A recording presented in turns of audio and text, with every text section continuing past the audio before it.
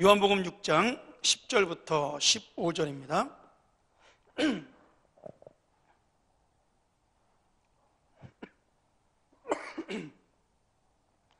우리 한 절씩 교독하고 마지막 15절 합독으로 읽도록 하죠.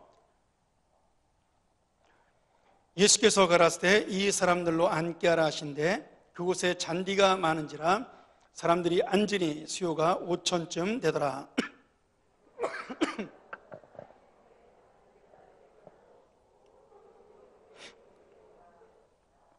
저희가 배부른 후에 예수께서 제자들에게 이르시되 남은 조각을 거두고 버리는 것이 없게 하라 하심으로 이에 거두니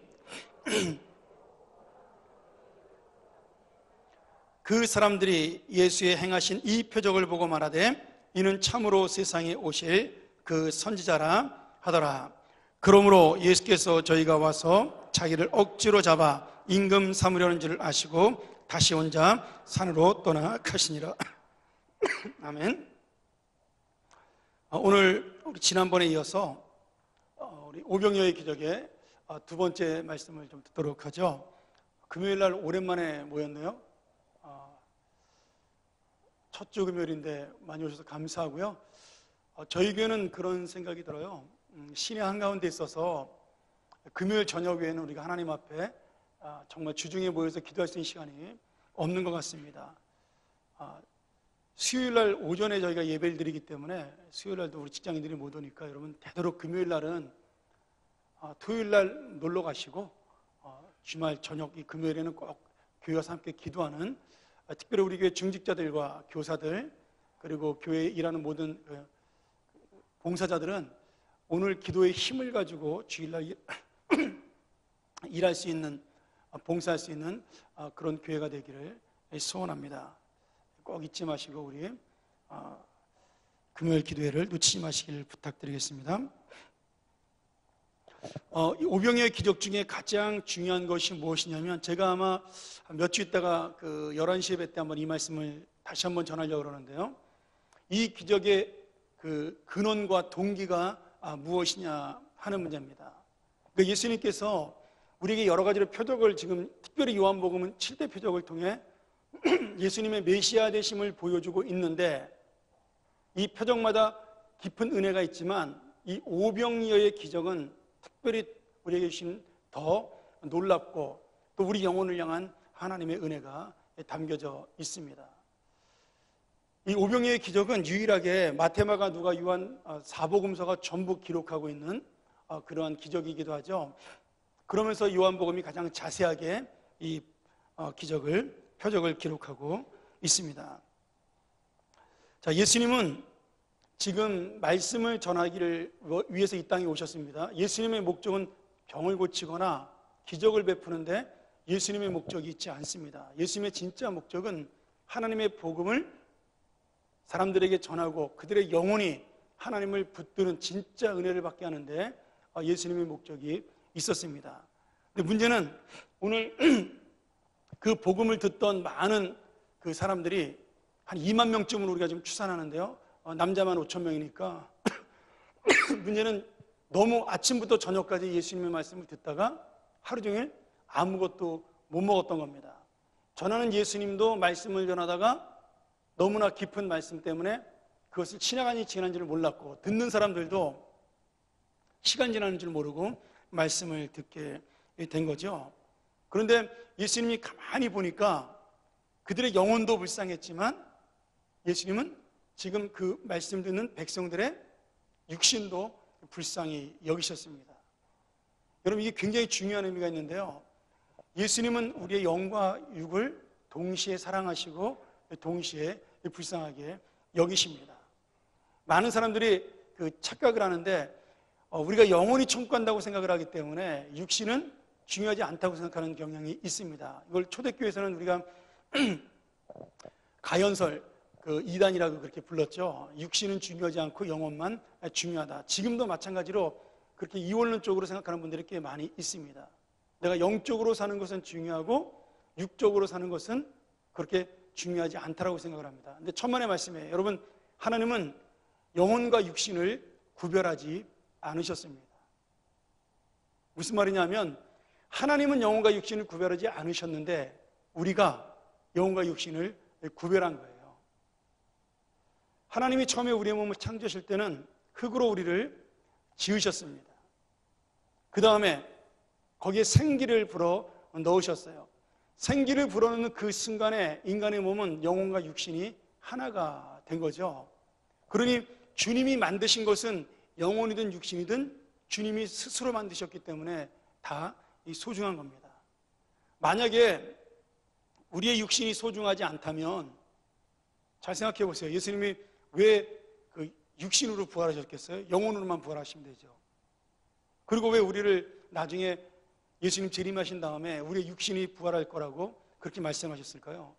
영혼만 중요하다면 예수님은 육신을 건질 필요가 없는 거죠. 그냥 흙으로 돌아가게 만들면 되는 것인데 예수님은 분명히 우리에게 부활체로 우리의 육신이 다시 부활할 것이라고 말씀을 하셨습니다.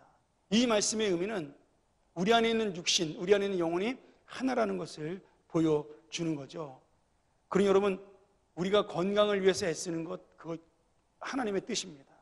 여러분의 몸을 함부로 막 다루거나 아니면은 일을 너무 열심히 하다가 과로해가지고 쓰러지거나 그런 모든 것들도 어쩌면은 하나님이 볼 때는 하나님 주신 소중한 몸을 가꾸지 못하고 아끼지 못하는 죄로 볼 수가 있는 거죠. 그러니 일을 너무 많이 시키는 사람도 죄를 짓는 것이고 내가 이만큼만 일하면 먹고 살 수 있는데 욕심 때문에 더 많은 일을 해가지고 건강을 해치는 사람도 사실은 하나님 앞에 바로 사는 것이 아니라는 거예요. 둘 다 인간의 욕심이라는 겁니다. 오늘 그 인간의 욕심이 드러난 것이 바로 이 오병이어의 기적이 있은 다음에 예수님을 왕으로 삼으려고 했던 이 사람들의 마음입니다. 예수님은 단순히 철저히 순수하게 우리들의 육신을 불쌍히 여기셔서 배고픈 우리의 육신을 먹이기 위해서 오병이어의 기적을 일으키셨습니다. 그런데 사람들은 그 육신의 떡을 먹고 난 다음에 그 물고기를 먹고 난 다음에 만족한 사람들은 예수님을 왕으로 삼아서 넘치는 더 큰 물질과 육신의 그 풍요로움을 얻으려고 한 것이죠. 생각해 보세요. 지금 예수님이 오병이어의 기적을 일으킨 다음에 딱 먹고 그것을 버리거나 끝낸 게 아니라 12광주리를 남겼어요. 왜 그랬을까요? 왜 그랬을까요? 한번 그냥 성경이 없는 거니까 상상해 보세요. 내 마음대로 생각하는 건데 돈 주고 생각하는 것도 아닌데요. 예수님은 저는 그렇게 생각을 합니다. 예수님이 12광주리를 남긴 이유는 다음에 또 먹으려고 그런 것이 아니라 우리가 생각하는 것보다 내가 원하는 것보다 예수님은 항상 더 풍성한 것으로 우리가 생각하는 은혜보다 더 좋은 것과 더 많은 것으로 주시려는 예수님의 사랑을 보여주기 위함입니다. 제가 지난번에 성전 미문에 있는 안진뱅이를 이야기하면서 그 얘기했잖아요.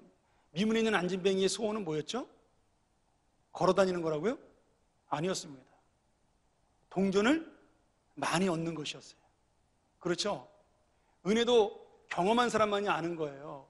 그는 평생 동안 걸어보지를 못했기 때문에 걷는다는 것을 이 개념 속에 넣지 못했습니다. 그러니 그가 생각하는 은혜의 최고라는 것은 자기가 갖고 있는 동전 바구니에 동전이 가득 차는 게 가장 큰 은혜였어요. 근데 예수님은 그에게 베드로와 요한을 통해서 일어나는 동전이 가득 찬 것으로 끝나는 것이 아니라 그 인생 전체를 은혜로 바꿔주는 역사를 일으키셨죠. 그것이 바로 하나님께서 우리에게 주시는 은혜라는 겁니다. 그러니까 우리가 요만큼을 생각하고 있을 때 하나님은 다른 이만큼을 더 생각하고 있는 것. 왜냐하면 우리의 한계를 떠나신 분이기 때문에 우리 한계를 넘어선 분이시기 때문에 예수님은 그렇게 생각을 하는 거죠. 이 12광주리가 저는 그런 의미에서 예수님이 우리를 바라보는 그런 넉넉한 마음이라고 저는 믿습니다. 딱 네가 이만큼만 필요하니까 난 요만큼만 너한테 줄 거야. 그런 얄미운 얌체 같은 사랑이 아니라 네가 원하면 얼마든지 더 먹을 수 있고 나는 언제든지 너에게 필요한 대로 줄 수 있는 사랑을 가지고 있다는 걸 보여주기 위한 예수님의 저는 사랑이라고 보는 거죠. 5천 명이 그 2만 명 되는 사람이 얼마나 많이 먹었을까요? 한번 생각을 해보세요. 하루 종일 굶었어요. 그리고 저녁에 지금 한 끼를 먹는 겁니다. 아마 하루치를 먹었으니까 엄청나게 많이 먹었을 겁니다. 그리고 배가 터지도록 먹었을 거예요. 배고픈 상태에서, 허기진 상태에서 먹었으니까 말이죠. 제가 이번 주에 그 부흥회 가서 우리 그 목사님이 이제 저를 아주 아끼는 목사니까 자기가 원래 부산의 제일 큰 교회에서 2년 동안 뭘 했냐면 강사 목사님을 대접하는 사역을 맡았을 때요. 그러니 부산에 있는 가장 좋은 곳을 다 이렇게 모시고 다닌 거예요. 그러니까 그 중에 자기가 가장 괜찮다고 생각한 그런 데만 골라서 점심 저녁을 다 이렇게 예약을 했더라고요. 교인들한테 받아가지고, 약속을 받아가지고. 또 이제 얼마나 지혜로운지 점심에는 제가 피곤할까봐 그냥 대접만 하고 그분은 안 오시는 거예요. 제가 이제 그분하고 얘기하고 그러면 힘드니까, 피곤하니까 쉬라고. 그리고 자기만 와서 딱 식사를 대접하고, 그리고 호텔에 데려다 주더라고요. 근데 월요일 날 첫날 가서 저녁 맛있게 먹고 화요일 점심까지 맛있게 먹었습니다. 집회 끝나고. 근데 화요일 저녁서부터는요, 아무리 맛있는 걸 먹어도 더 이상 맛있지가 않더라고요. 여러분 그렇잖아요. 12시에 밥 먹고 5시에 또 밥 먹고, 좋은 데 가니까 1시간 반씩 식사를 하잖아요. 보통 계속 코스로 나오니까. 그거 먹고 소화도 되기 전에 5시 반에 가서 또 밥 먹는데 이게 들어갑니까? 아무리 맛있어도 이제는 그분들에게 미안하지 않기 위해서 조절하면서 먹어야 되죠. 그러니까 점심도 일부러 적절하게, 이제 저는 이제 그런 경우가 많으니까 이제 몸에 배서 아무리 많이 나와도 저녁에 먹을 양은 항상 남겨두고 가서 남기진 않죠. 그러니까 맛이 있어도 맛있는 건 맛있는 건데 그 맛있는 것에 의미가 없는 거예요. 아마 제 생각에는 지금 이 오병이어의 기적을 맛본 이 2만 명의 군중들도 그 정도로 많이 먹었을 겁니다. 목구멍에 찰 정도로 많이 먹었을 거예요. 그리고도 남은 게 12광주라는 거예요. 그러니 지금 예수님이 그 사람들을 바라보면서 얼마나 그들을 안타깝게 여기고 불쌍히 여겼는지 그 마음을 우리가 이해할 수 있는 거죠. 네가 먹고 또 먹어도 내가 원하는 대로 계속해서 줄 수 있다는 것을 보여주는 그런 예수님의 사랑입니다. 예수님께서는 근데 이 사람들이 이 기적이 일어난 다음에 왕으로 삼으려고 예수님을 쫓아다니니까 예수님은 그들을 피해 이 도망을 다녔습니다. 주님께서는 기적을 베푼 이유가 뭐예요? 딱 한 가지였어요. 그 양들을 사랑하는 것. 마가복음의 6장 34절에 보면 예수님께서 큰 무리를 보시고 목자 없는 양 같음을 불쌍히 여기셨다라고 그렇게 이야기합니다. 불쌍히 여기셨다.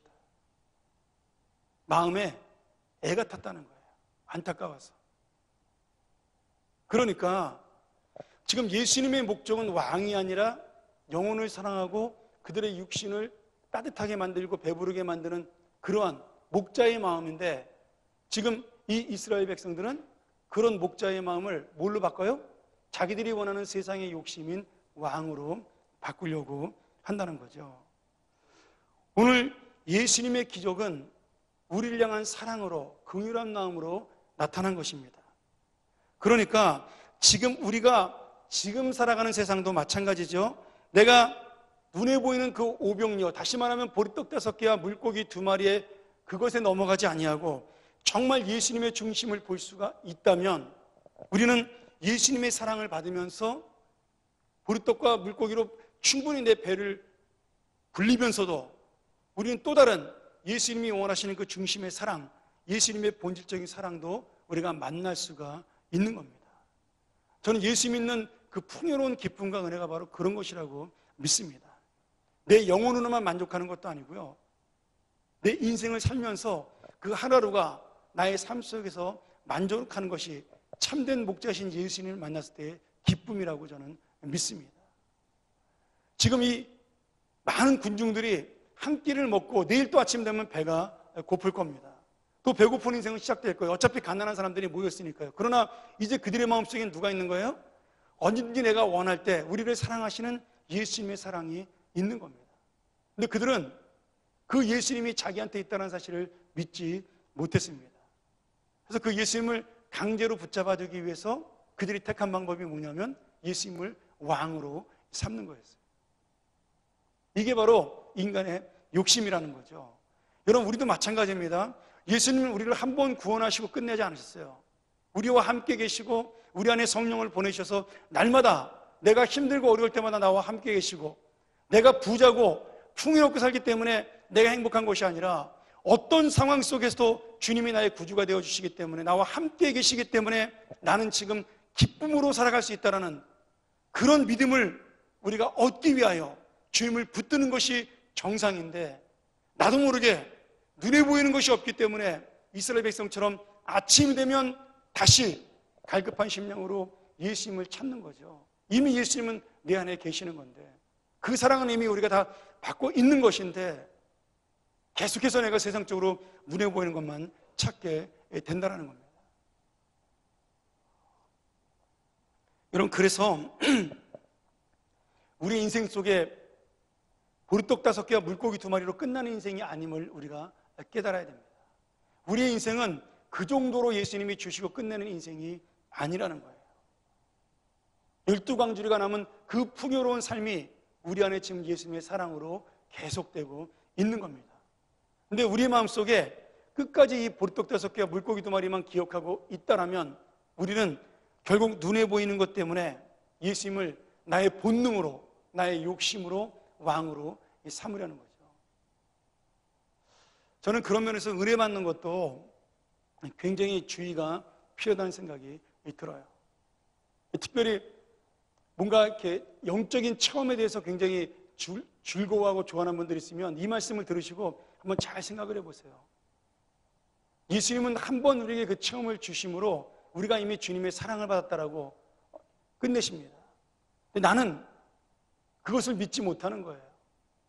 계속해서 그 체험이 있고, 날마다 그 뜨거움이 있고, 날마다 어떤 충격적인 나에게 그런 신비적 은혜가 있어야 내가 주님의 사랑을 계속 느낄 수 있다라고, 주님이 나를 사랑한다라고 믿는 것입니다. 그것은 예수님을 쫓는 것이 아니라 일종의 내 욕심을 쫓아가는 겁니다. 내 만족을 쫓아가는 거죠. 예수님의 사랑은 한 번으로 끝날 수 있습니다. 그리고 그 사랑은 한 번으로 끝나는 것이 아니라 방법이 달라서 그렇지 계속 내 안에 있는 것인데, 오병이어로 주던 아니면 뭐 다른 것으로 주던 아니면 안 주던 예수님이 그냥 나를 사랑하는 것은 변함이 없는 것인데, 지금 이스라엘 백성들은 계속 예수님이 보리떡과 물고기를 먹여줘야지만 자기들의 왕이 되는 겁니다. 또 그렇게 해서 왕으로 삼으려는 거죠. 우리도 마찬가지로 그런 은혜라는 것이 내가 한번 받고 그 은혜를 마음에 담으면서 예수 그리스도의 은혜를 의지하고 살아가는 것이 진짜 은혜인데, 그것이 아니라 날마다 그 체험을 하고 날마다 그 신비한 능력을 경험하기를 원하는 것은 사실은 이 이스라엘 백성의 욕심과 똑같다라고 저는 생각을 합니다. 그래서 잘못된 은혜의 체험을 계속 추구하는 것은 여러분 마약과 같습니다. 어떤 날은 여러분 그런 경험 없어요? 어떤 날은요, 앉아서 기도하면 기도가 굉장히 잘 되는 날이 있습니다. 저는 그래요. 여러분들은 360일 다 기도가 은혜가 되는지 모르겠지만 저는 어떤 날 앉아있으면 기도가 잘 되고, 그날은 정말 뜨거움이 있는 날이 있고, 그리고 정말 간절함이 있는데 어떤 날은 이렇게 앉으면 힘들고 답답할 때가 있습니다. 그래서 오늘은 기도가 잘 안 돼, 그냥 눈만 감고 있을 때도 있어요. 가끔 새벽에 그럴 때가 있습니다. 너무 피곤한 날 특별히 그러죠. 저녁에 너무 피곤해 집에 들어갔는데 새벽에 눈이 떠서 교회 온 날은 저도 뭐 중심을 다해가지고 열정적으로 기도하지 못합니다. 근데 제 마음속에 하나 자신 있는 건 뭐냐면요, 예수님이 나에게 뜨거움으로 임한 그날도, 간절함으로 임한 그날도 예수님 나를 사랑하시고요, 내가 피곤해가지고 눈만 감고 그냥 주님 이름만 부르고 저도 졸리면 그냥 주기도문만 외울 때도 많거든요. 왜냐하면 다른 기도가 졸리니까.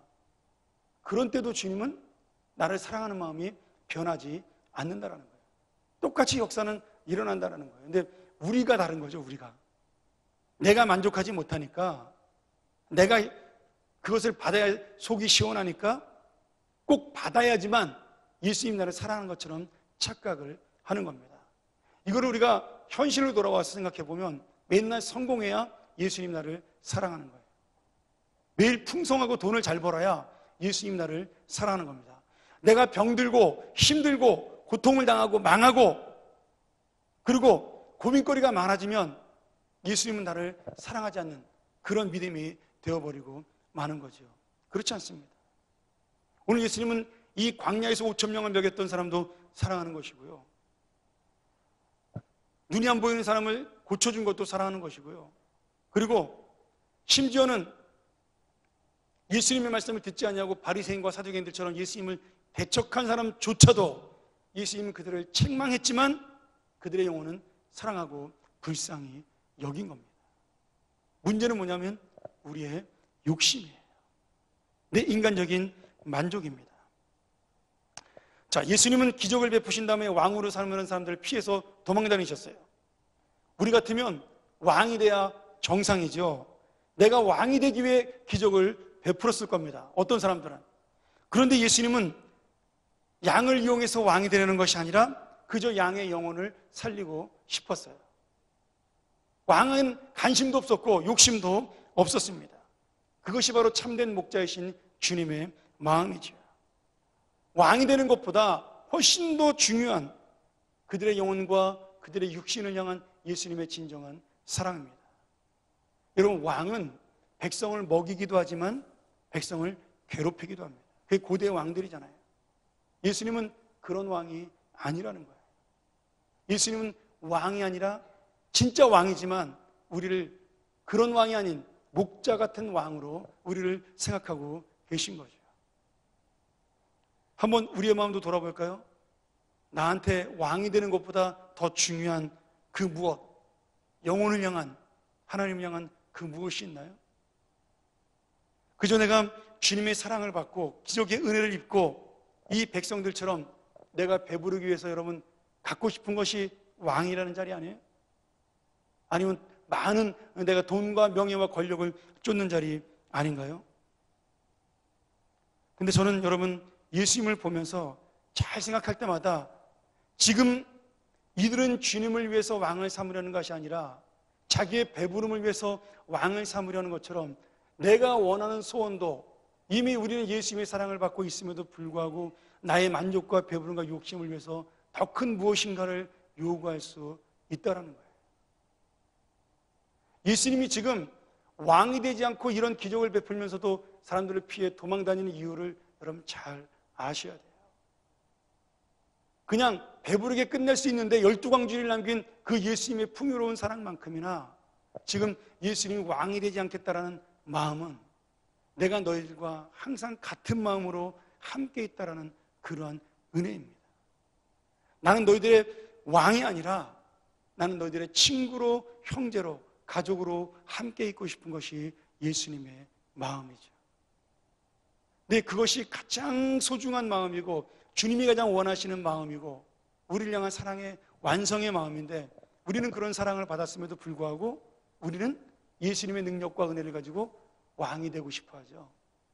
예수님의 그 능력과 은혜를 가지고 내가 좀 더 배부르고 싶고 더 이상 들어갈 게 없음에도 불구하고 목구멍까지 꽉꽉 찼음에도 불구하고 저는 배가 불러도 상대방에게 감사함을 표하기 위해서 그분이 기뻐하는 모습을 보기 위해서 제 목구멍까지 먹을 것을 채웠지만 많은 사람들은 그렇지 않습니다.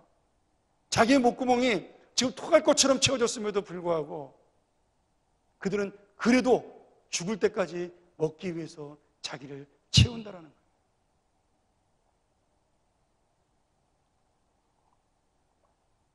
오늘 여러분, 주님은 우리를 위해서 왕이 되지 않고 죽으려고 하셨어요. 그리고 그것을 예수님의 사역의 완성이라고 생각을 했습니다. 모든 병을 고치고 모든 기적을 일으키고 죽은 자까지 살리신 그 예수님의 기적의 완성은 결국 당신이 죽는 것이었어요. 여러분의 기적의 끝은 어딘가요? 여러분의 능력의 끝은 어디예요? 여러분이 원하는 꿈과 비전의 끝은 어디예요? 내가 이만큼 주의를 하기 때문에 이만큼 내가 더 많은 내가 원하는 복을 받아야 된다? 아니면 내가 이렇게 열심히 기도했으니까 내가 원하는 이만한 큰 응답을 받아야 내가 진짜 은혜를 받은 것인다. 받은 것이다. 우리에게 그런 생각이 없나요? 그럼 예수님은 왕이 되지 않고 십자가를 지셨습니다. 우리에게 무엇을 말하시는 걸까요? 내가 지금 받는 은혜의 끝이 무엇이냐는 겁니다. 내가 원하는 사랑의 끝이 어디에 있냐는 거예요. 완성의 끝이 어디 있냐는 겁니다. 사람의 본능은요, 다 똑같아요. 누구든지 다 왕 되고 싶어 합니다. 저도 마찬가지예요. 저도 왕이 되고 싶습니다. 권력을 휘두르고 싶고요. 저도 한 손에 능력을 쥐고 사람들을 꼼짝 못하게 만들고 싶은 욕심이 날마다 제 안에서 일어납니다. 근데 예수님은 말씀 한마디로 모든 사람을 제압할 능력을 가지고 있음에도 불구하고 그냥 힘없이 우리를 사랑한다라고, 저들의 죄를 용서해달라고, 그리고 자기의 죽음을 마지막으로 다 이루었다라고 말씀하시고 그 기적의 끝을 완성하셨다라는 거예요. 요한복음의 그 7대 표적과 비교되면서 예수님이 자신에 대한 7대 선언을 합니다. 그 중에 가장 첫 번째 선언이 뭐냐면 내가 생명의 떡이다 해요. 이 신학적으로 굉장히 중요하죠. 에고에임이라는 그런 신학인데 나는 뭐뭐이다. I am 뭐 이런 거죠. 나는 양의 문이다. 나는 길이요 진리요 생명이다. 예수님께서 당신이 누군지를 스스로 천명하시는 겁니다. 근데 예수님은 한 번도 내가 왕이다라고 말씀하지 않으셨다라는 거예요.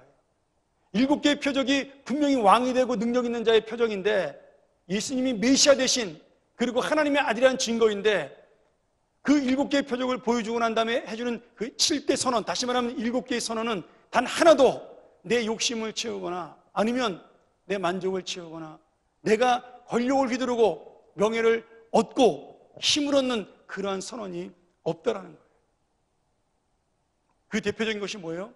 나는 생명의 떡이라는 겁니다. 나는 선한 목자라는 거예요. 나는 양의 문이라는 거예요. 여러분, 떡이 뭐예요? 먹히는 거잖아요. 예수님이 생명의 떡이라고 말씀하는 것은 물론 영원한 생명을 준다는 뜻도 있지만 날마다 나를 먹고 너희가 산다라는 거예요. 나는 너희에게 먹히기 위해 이 땅에 오셨다라는 겁니다. 성찬식이 그런 거예요. 그래서 초대교회 교인들은 성찬할 때 예수님의 살과 피를 마신다 그랬습니다. 그래가지고 로마 사람들에게 식인종으로 오해를 받았죠. 얘네들이 진짜로 어린아이들을 잡아다가 어린아이들의 그 살과 피를 먹는다라고 오해를 했어요. 왜? 맨날 그런 고백을 하고 먹고 나는 오늘도 주님의 살과 피를 마십니다. 이 고백을 하고 성찬을 했으니까. 여러분, 그 성찬의 깊은 의미가 뭐예요? 나는 너희들을 위해서 죽으려고 왔다는 거예요. 내 살과 피를 너희에게 다 준다라는 겁니다. 날 먹어라. 나를 먹음으로 너희가 살아야 한다. 예수님은 당신을 죽임으로, 당신을 희생함으로, 우리에게 먹이가 되어줌으로 내가 살아갈 수 있는 그런 은혜를 주셨습니다. 근데 우리는 예수님처럼 떡이 되려고 하지 않고 먹으려는 자가 되잖아요. 제가 어제 책을 보다가 그런 재밌는 기사를 읽었어요. 아프리카에서 케냐에서 유명한 식인사자가 나타나서 약 30명이나 되는 마을 사람들을 다 잡아먹었습니다. 그래서 영국에서 그때 케냐의 케냐를 식민지로 삼던 영국에서 유명한 사냥꾼을 불러다가 결국 몇 날 며칠을 고생해가지고 그 사냥꾼이 그 사자를 쏘아서 그 사람들은 그 마을 사람들과 그리고 영국인의 우상이 됩니다. 제가 그 사냥꾼의 이름을 좀 잊어버렸는데 여러분, 근데 제가 그 책을 읽으면서 가만히 생각을 해봤어요. 왜 그러면 사자가 사람을 해치게 됐을까요? 여러분, 그 사냥꾼이 왜 영웅이 된 줄 아세요?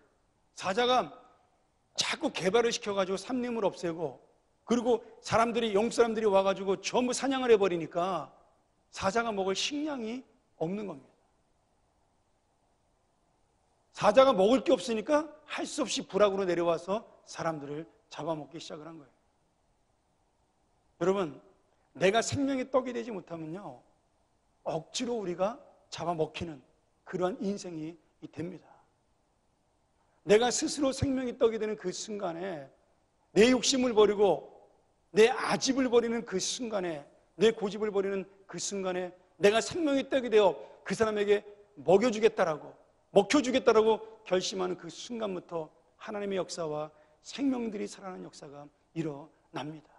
내가 생명의 떡이 되어 희생하는 그 순간에 그 사람의 새로운 생명이 나를 먹고 탄생을 하게 되는 거죠. 내 사랑을 먹고 내 희생을 먹고, 예수님이 우리를 위해 당신의 살과 피를 주심으로 내가 그 희생을 통해 새로운 생명을 얻은 것처럼 나 역시도 똑같은 생명의 떡이 됨으로 말미암아 다른 사람이 나를 먹고 나의 희생을 통해 하나님의 새로운 생명으로 탄생하게 되는 겁니다. 여러분, 그것이 지금 예수님이 말씀하시는 오병이어의 의미예요. 단순히 먹는 떡을 얘기하는 것이 아니라는 거예요. 너희가 그것을 먹으면서 너희는 그 떡을 줄 수 있는 사람이 되겠느냐? 너희도 그 떡을 나눌 수 있는 사람이 되겠느냐? 12광주리가 풍성하게 남는 인생을 살할 때 그것을 모조리 다 다른 사람을 위하여 내어놓을 수 있는 그런 인생을 살 수 있겠느냐라는 거예요. 내가 그렇게 너희를 향한 생명의 떡이 되었노라. 그것이 바로 지금 예수님이 우리에게 주시는 말씀입니다. 저는 여러분 좀 넓게 우리가 생각을 하고 2016년을 살았으면 좋겠습니다. 제가 이번 주에도 비슷한 말씀을 좀 전하려고 합니다. 우리가 성경금하고 구정금 작정을 다시 첫 해니까 시작을 해야 되잖아요. 근데 참 처음에는 말씀 듣고 은혜 받아가지고 시작을 잘하는데 점점 줄어요. 점점 내 욕심이 생명의 떡을 자꾸 스스로 떼어가는 겁니다. 여러분, 우린 이미 그 생명의 떡을 다 먹었어요. 더 이상 먹을 필요가 없습니다. 이미 아구까지 찬 하나님의 은혜를 받은 사람들입니다. 근데 내 욕심은 자꾸 더 썩어서라도 만나를 간직해서 썩히는 이스라엘 백성들처럼 썩더라도 나는 내가 갖고 싶다라는, 더 유지하고 싶다라는 그 마음이 우리를 자꾸 약하게 만드는 거죠. 여러분, 내가 희생할수록 더 풍성해집니다. 내가 내어놓을수록, 포기할수록 하나님 나라는 더욱더 커지는 겁니다. 예수님이 그것을 보여주기 위해서 12바구니가 남는 그런 놀라운 오병이어의 기적을 우리에게 주신 겁니다. 사랑하는 여러분, 저는 우리가 본능을 이기는 성도가 되었으면 좋겠습니다. 아무리 멋지게 여러분 높은 권력자의 자리에 오르고 명예를 얻어도요, 내가 그것을 향하여 달려가는 그러한 사람이라면 그는 본능을 향하여 쫓아가는 불나방에 불과한 인생입니다. 겉으로야 멋있는지 모르지만 하나님의 역사에서 그것은 불나방에 불과한 인생이에요. 생명책에 남지 않는 썩어져갈 인생에 불과합니다. 저는 요즘 우리나라 사회나 정치를 보면서 그 생각이 정말 많이 들어요. 저들이 정말 생명의 떡이 되고자 하는 마음이 있는가? 저들이 정말 많은 백성들을 먹이기 위하여 자기들의 자리를 지금 그렇게 유지하려고 애를 쓰는가? 여러분, 그런 자리에서 결국 그 자리를 지키지 못하고 하나님의 뜻을 이루지 못하면 결국 그 지옥 가는 자리잖아요. 차라리 안 맞고 편안하게 하나님한테 야단맞지 않는 것이 훨씬 더 우리한테는 어떤 면에서는 소극적으로 행복한 거죠. 뭐 좋은 건 아니지만 우리 마음속에 여러분, 우리가 예수 믿는 사람답게 이 생명의 은혜를 받고 12광주리에 남는 그런 놀라운 풍요로운 은혜를 받은 사람답게 우리가 좀 함께 우리도 포기하고 내려놓고, 예수님이 그 12광주리를 어떻게 했을까요? 저는 그런 생각을 한번 해봐요. 남은 12광주리를 다 제자들 보고 가져가서 먹었을까요? 저는 아닐 거라고 생각을 해요. 또 다른 사람들에게 나누어 줬겠죠. 그렇죠? 뭐 하루만 지나면 냉장고가 없으니까 다 상할 테니까 그날 먹어야 되는 거죠. 여러분, 우리가 레위기를 읽다 보면 제사법에 재밌는 장면이 나와요. 화목제사를 지낼 때 소 한 마리를 잡잖아요. 그러면 반드시 하나님이 뭐라 하면 해가 지기까지 그 소를 다 먹어야 됩니다. 그게 하나님의 법이에요. 만약에 그 법을 어기면 그날 제사는 말짱 도루묵이 되는 겁니다. 여러분, 한 식구가 와서 소 한 마리를 다 먹을 수 있나요? 절대 못 먹습니다. 여러분, 소 한 마리 다 먹으려면 어떻게 되죠? 온 동네 사람을 다 불러야 됩니다. 그게 화목제사예요. 너희들이 소 한 마리 바침으로 나하고 화목하게 되는 게 아니라는 거죠.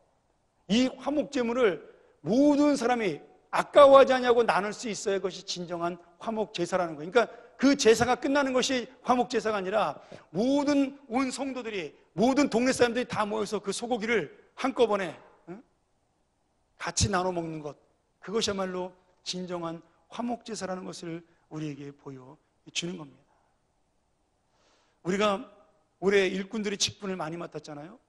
저는 담임 목사의 자리에서 담임 목사의 그 넘어서지 않는, 그 자리에서 희생하고 포기하는 그런 일꾼, 이 자리가 정말 은혜로 주어진 자리라는 사실 깨닫는다면 이것 때문에 내 원하는 것이 아닌 하나님이 원하는 것을 이루는 것, 나를 통해 우리 교회가 정말 하나가 되고 나를 통해 영혼들이 감동을 받고 나를 통해 기쁨을 성도들이 있냐, 그것이 여러분 우리가 받은 직분의 목적입니다. 화목케 하는 것이 우리의 사명이기 때문이죠.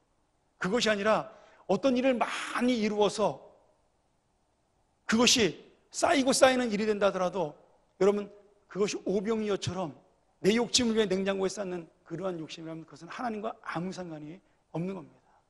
제가 목회 잘해서 교인이 5,000명, 10,000명이 넘어서도 여러분 거기에 나의 포기와 나의 희생과 그리고 내가 하나님 앞에 생명이 떡이 되고자 하는 그런 마음이 없다면 그것은 결국 하나님과 상관이 없는 내 욕심의 재물이 될 뿐입니다.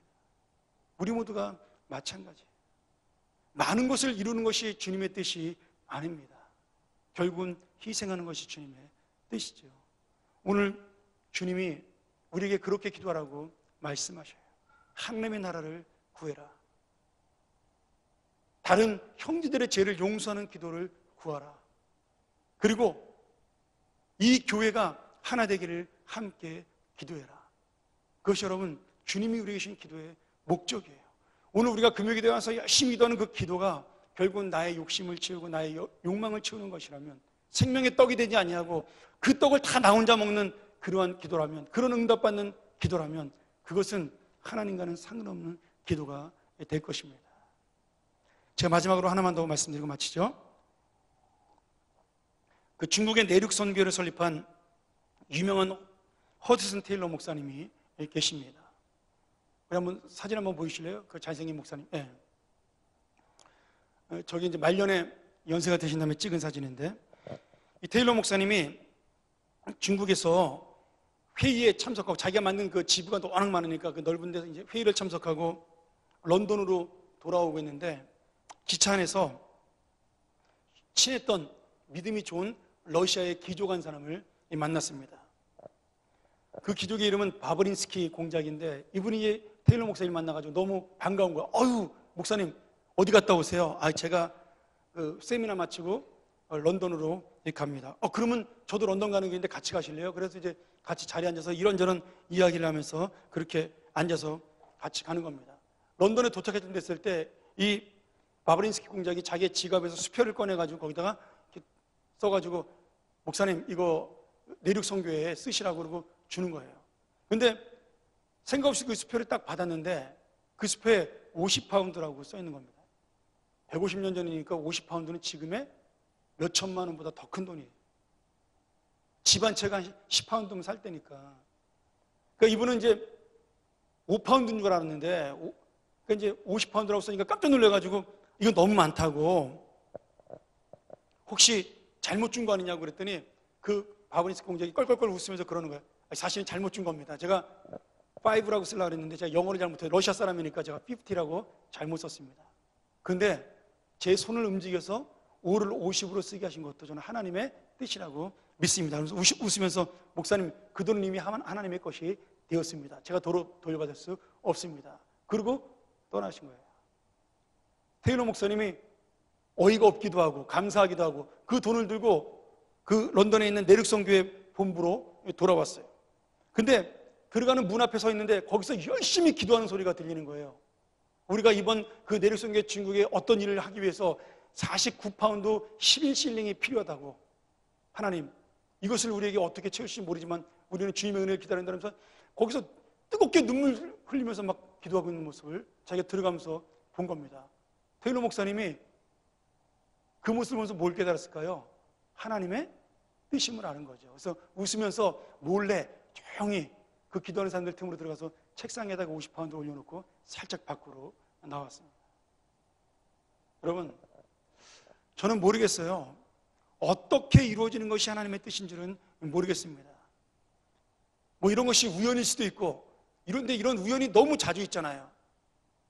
성경에 보면, 아니면 우리 기독교 역사나 선교 역사에 보면 이런 우연들이 너무나 자주 일어나요. 근데 수학자들이 그런 얘기를 하거든요. 우연이 3번 이상 일어나면 그건 우연이 아니라 필연이다. 우연이라는 것은 3번 이상 겹칠 수 없다라고 수학자들이, 과학자들이 이렇게 이야기합니다. 결국 이런 우연들이 계속해서 일어나는 것은 하나님의 뜻이라는 거죠. 여러분, 50파운드가 누군들 안 아깝겠어요? 근데 그 바브린스키 공작은 나는 50파운드가 없어도 굶지 않는 사람이다. 그러니 내가 잘못 썼다 하더라도 하나님의 뜻인 겁니다. 그렇게 자기의 것을 포기했을 때 여러분, 내릭선교의 커다란 역사가 일어나게 된 것입니다.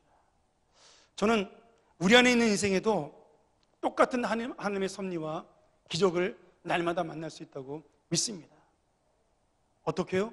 내가 이 주님의 뜻대로 나아가는 생명의 떡이 되는 그 삶을 사는 동안, 내가 그 생명의 떡을 먹는 사람이 아니라 내가 생명의 떡이 되어주는 그 사람의 인생이 되어주는 순간에 우리의 삶이 달라지고, 우리를 만나는 사람의 삶이 달라지고, 우리 교회가 달라질 줄로 믿습니다.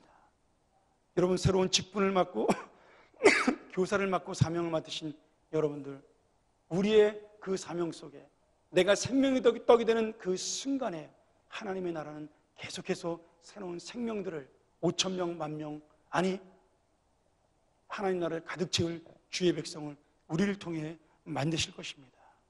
오늘 여러분, 우리의 기도가 바로 생명의 떡이 되기를 바라는 기도, 내가 그 생명의 떡을 먹었사오니 이제는 나도 생명의 떡으로 살겠다는 그 기도, 그리고 내가 12광주리를 양보할 만큼의 정말 하나님의 큰 사랑을 받은 그런 믿음의 삶이 되게 해달라고 오늘 기도하는 그런 귀한 시간 되기를 주의 이름으로 간절히 축원합니다. 우리 같이 한번 이 시간 기도하죠. 하나님께서는 우리의 말할 수 없는 아픔과 어려움들도 이미 아십니다. 여러분, 내가 그 기도를 드리기 전에 주의 나라와 주의 의를 구하는 그 순간에 내 모든 아픔과 고통과 내 기도의 제목도 그 주의 나라 속에 함께 들어갈 줄로 믿습니다. 오늘 우리를 잘 아시는 하나님의 사랑이, 우리와 함께하는 하나님의 은혜가 이 놀라운 기도 속에, 이 하나님의 역사를 바라보고 섭리를 바라는 생명의 떡이 되시는 여러분들의 기도 속에 있을 줄로 믿습니다. 우리 시간 함께 이 생명의 떡이 되게 해달라고 주 앞에 통성으로 기도합니다.